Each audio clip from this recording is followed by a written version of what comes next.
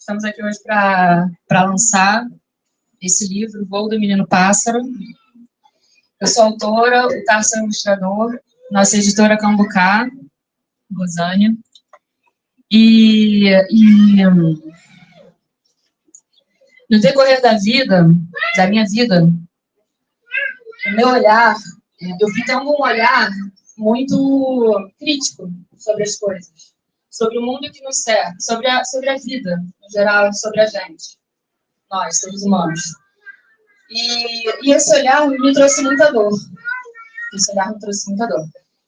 E ao longo dos anos, eu fui podendo elaborar esse sentimento de dor, de perda, de afastamento. E aí eu conheci, fui me aproximando das tradições indígenas, das tradições dos povos originários, dos povos nativos. Fui conhecendo diversas tradições. E pude me aproximar dos povos originários aqui do nosso território, que antes de ser chamado de América, era chamado de Abiaiala. Então, hoje, eu aprendi muito com a tradição indígena e com a tradição de outros povos originários. Pronto, agora pode falar? Posso falar? De outros povos originários. Então, eu aprendi sobre o relacionamento com a terra. E... Peraí, gente. Só um minuto. Deixa a mamãe falar. Então, nessa jornada, eu aprendi algumas coisas, né? Aprendi umas histórias do povo Ojibwe norte-americano, da nação Anishinaabe, que tem um clã lá que eles contam a história deles, que eles vieram das estrelas. Então, essa história me marcou. E eu acredito que essa história tenha me influenciado a criar essa história do menino pássaro, que é um ser alado que vem de fora. Chega aqui e se reconhece como sendo filho da terra, da nossa mãe, que é a terra.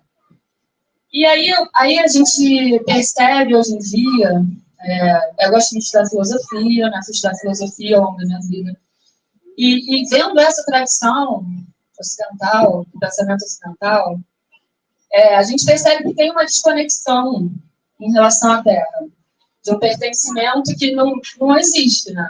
Não tem isso. Assim. Uma coisa, na verdade, é o oposto. Existe uma cisão entre o ser humano e a natureza, e entre também o divino e a terra, né? É como se fosse Então, a terra aparece muito como uma coisa, como um recurso a ser utilizado. E eu sou muito crítica dessa visão, porque eu acho que essa visão de instrumentalizar a terra é extremamente equivocada e também acaba causando muitos problemas para a gente. Um desses problemas a gente pode ver agora, que está bastante evidência, que é o problema da poluição. Porque a gente tira da terra e não dá nada em troca para a terra.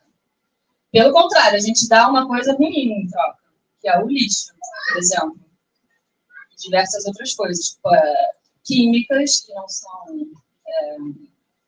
são absorvidas e só trazem doença para a gente, morte, não só para a gente, mas quanto para os outros seres que compartilham esse lugar com a gente. Então, eu olho para a nossa tradição ocidental com muita crítica e encontrei nos povos originários eu não sei nem como dizer, talvez seja uma esperança. Tem.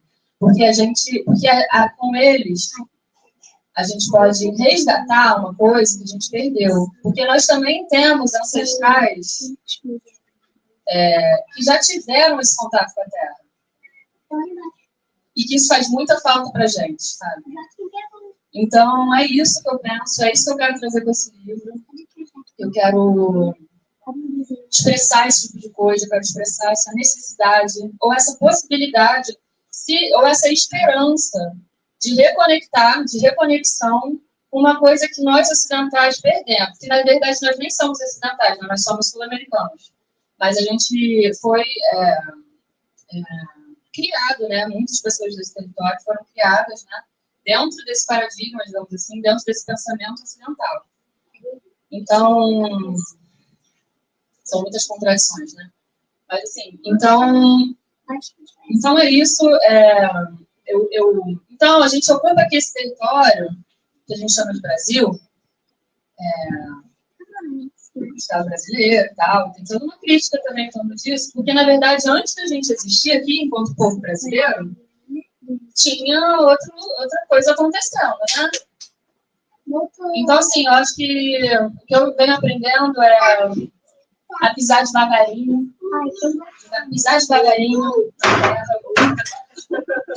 Mas meu filho ainda não aprendeu. A pisar devagarinho. Mas, assim, o que eu venho aprendendo é pisar devagarinho. Beber da água devagarinho, com respeito.